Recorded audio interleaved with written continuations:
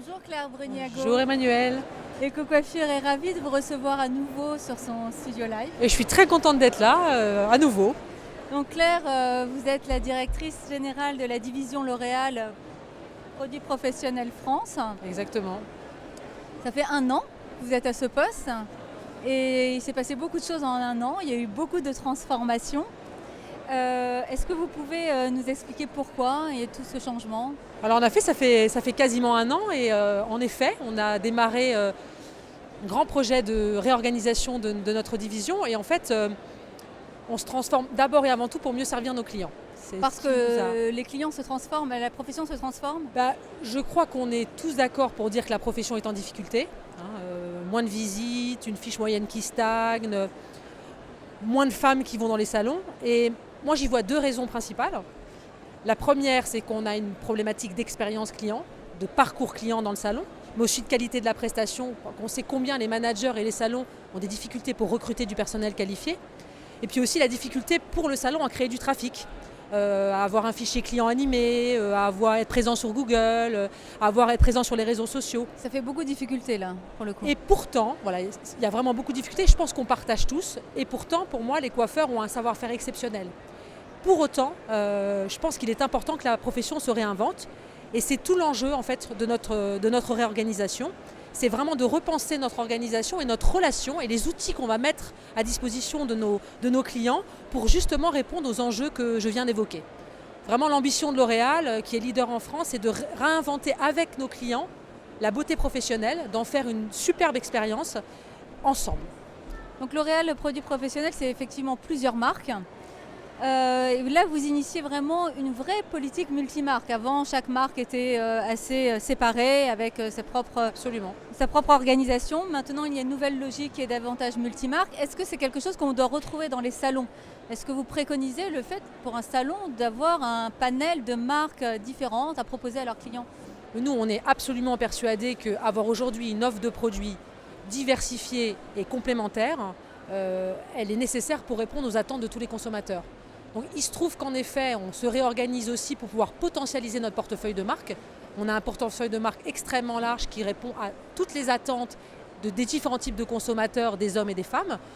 Dans cette division, on a certes L'Oréal Professionnel qui est une marque qui est un peu notre locomotive, mais on a également Kérastase, Shu-Uemura, Redken et même Matrix et Mizani. Et aujourd'hui, on sait que nos clients, et notamment nos clients qui ont travaillé sur le salon émotion et qui ont beaucoup travaillé sur cet aspect revente, on sait que nos clients qui ont plus de marques réalisent vraiment, valorisent le chiffre d'affaires. C'est-à-dire que quand on est capable d'avoir une offre qu'on présente correctement, qui est bien merchandisée, on est capable de développer son chiffre d'affaires. Ça passe aussi par le diagnostic, mais on a réellement la preuve que dans nos salons émotion, qui souvent ont 2 ou 3 marques du groupe, il y a un développement de chiffre d'affaires et ces salons-là atteignent presque jusqu'à 20% de leur chiffre d'affaires en revente. Donc oui, on est absolument persuadé que bien organisé en fonction aussi des profils de clientes qu'ont ces salons-là, s'ils ont la bonne offre et une offre qui réponde à toutes les attentes, oui, on est persuadé que ça fait du sens pour développer le business dans un salon.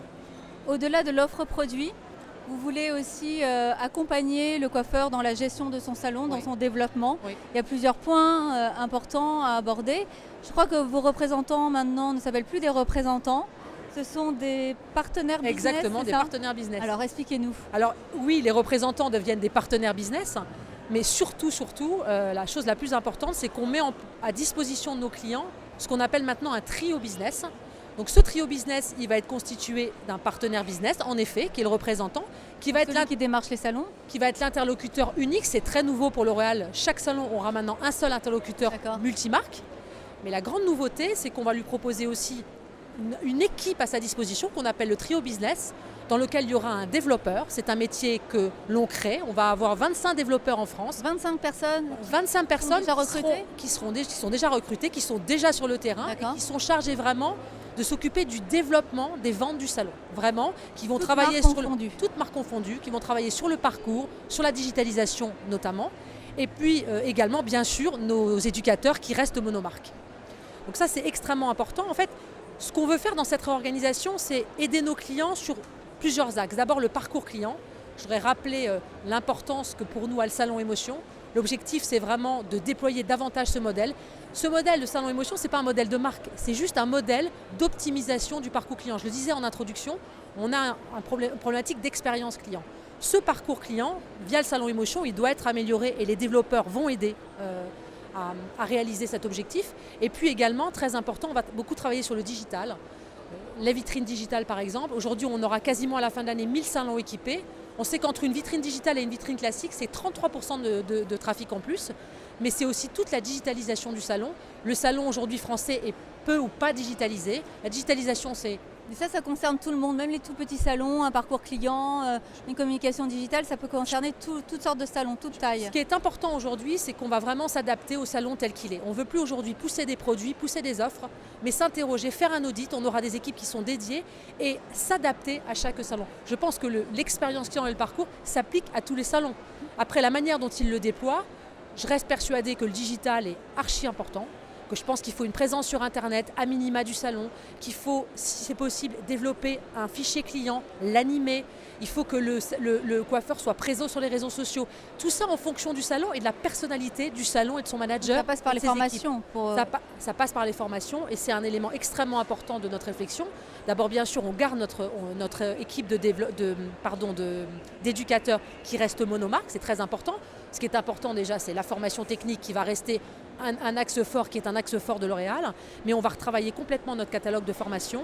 On va travailler de nouveaux outils et on a un projet très important qui verra le jour à la fin de l'année, qui est l'ouverture d'une plateforme en ligne de e-learning qui va s'appeler Access. E-learning, on va pouvoir apprendre à distance. Pourquoi ? Parce qu'aujourd'hui, on sait très bien que déplacer une équipe, c'est très compliqué. On a un problématique de personnel. Et puis, la jeune génération se forme différemment. Elle n'a plus nécessairement envie d'aller dans des endroits avec une formation qui est un petit peu comme une salle de classe. Elle a envie d'avoir plein de moyens de se former, y compris sur leur smartphone. Bien sûr, y compris sur leur smartphone. Et j'en profite pour parler également d'un chantier sur lequel on parlera plus dans les mois qui viennent, qui est également sur nos académies. On est en train de repenser complètement nos académies. Ah bon ? Complètement les manières de faire. On sait qu'aujourd'hui, il faut revoir. On veut en faire des espaces plus ouverts, plus collaboratifs, plus dans l'échange. Et on veut aussi attirer toute la population, y compris la jeune génération, qui ne veut plus apprendre comme nous on apprenait. Donc c'est une nouvelle pédagogie en fait. C'est une nouvelle pédagogie et quand on reparlait, vous m'avez posé une question sur cette transformation, c'est vraiment une transformation qui est amenée vraiment multidimensionnelle avec l'objectif vraiment d'aider la profession à répondre aux enjeux que j'évoquais au début de cette interview. Très bien. Autre enjeu sur lesquels il y a de nouveaux marchés qui se sont développés, notamment celui de la naturalité, le marché de l'homme. On a vu l'an dernier effectivement ces marchés très importants sur ce salon. Ce sont des choses qui sont assez durables, qui ne sont pas juste des phénomènes de mode. L'Oréal s'est positionné Absolument. sur la coloration végétale. Est-ce que vraiment L'Oréal est légitime pour parler de coloration végétale compte tenu de son historique? Écoutez, on est une très grande maison, on est fondement de la coloration, ça fait 150 ans qu'on fait de la couleur. Il était complètement évident qu'on s'intéresse aux nouvelles tendances. En fait, pourquoi est-ce qu'on fait du végétal? D'abord, je pense que ce qui est important pour nous dans nos démarches de développement, c'est de produire des innovations et des produits qui répondent aux attentes profondes des consommateurs. La naturalité est un phénomène de fond qui existait dans le food, qui existe aujourd'hui dans les cosmétiques. Et en effet, on est arrivé à peu près en milieu de cette année avec Botanea, qui est la première coloration végétale avec des résultats professionnels. Ce qui était important pour nous, on a mis presque 10 ans à la développer. On l'a développée avec des coiffeurs et pour des coiffeurs. Quand je dis pour des coiffeurs, c'est que cette coloration végétale, premièrement, elle permet d'avoir une prédictibilité du résultat. Et c'était quand même très important. La deuxième chose, c'est qu'il y a une vraie facilité d'application.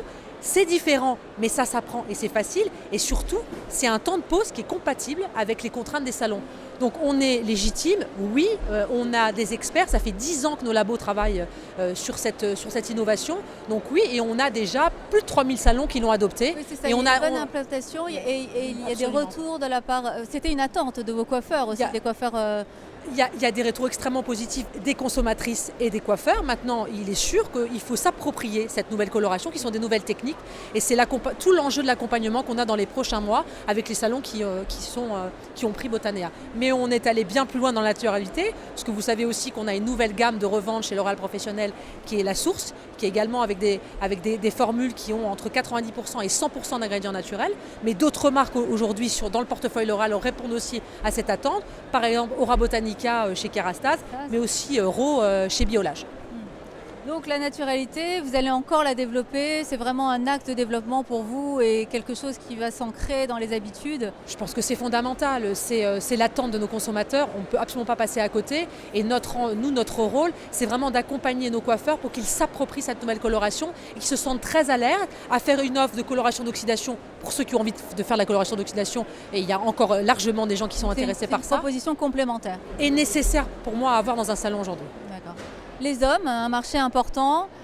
Aujourd'hui, vous avez une réponse homme avec Redken, Bruise. Est-ce que d'autres produits vont sortir prochainement sur le marché de l'homme? Alors, le marché de l'homme, de la même manière, est une tendance de faux, donc on y répond. Aujourd'hui, on sait que 85% des hommes vont chez le coiffeur au moins une fois tous les 2 ou 3 mois. Par contre, ce qu'on sait, c'est qu'ils ne consomment pas prioritairement des produits professionnels dans les salons. C'est-à-dire qu'ils se fournissent en mass market, en sélectif et enfin dans les salons. Parce qu'il n'y avait pas suffisamment de propositions. Ce qu'on a voulu avec Redken Bruise, donc là on va déjà travailler sur Redken Bruise, c'est d'avoir une offre absolument complète qui permette de faire du hair care, du styling, mais aussi de la coloration professionnelle avec camo, qui en 5 minutes permet de faire de la couleur. Donc là, on a une nouvelle gamme qui est complète, qui permet de répondre aux attentes des hommes. On a aujourd'hui l'ensemble de la force de vente qui va porter Redken Bruise. Donc c'est vraiment là l'enjeu qu'on a, en tout cas dans les mois qui viennent, c'est d'installer et de faire découvrir cette gamme au salon et à nos clients. On imagine que d'autres marques pourraient être intéressées par l'homme. Je ne sais pas, en tout cas nous on est là, on répond aujourd'hui aux tendances de fond et vraiment notre objectif c'est d'aider la profession à s'approprier ces nouvelles tendances de manière à faire venir et revenir les consommatrices en salon. C'est vraiment la priorité qu'on se donne, c'est l'enjeu de cette réorganisation, c'est faire revenir les consommatrices en salon et leur faire vivre une vraie expérience. Merci beaucoup Claire. Merci Emmanuel, à bientôt. Merci, à bientôt.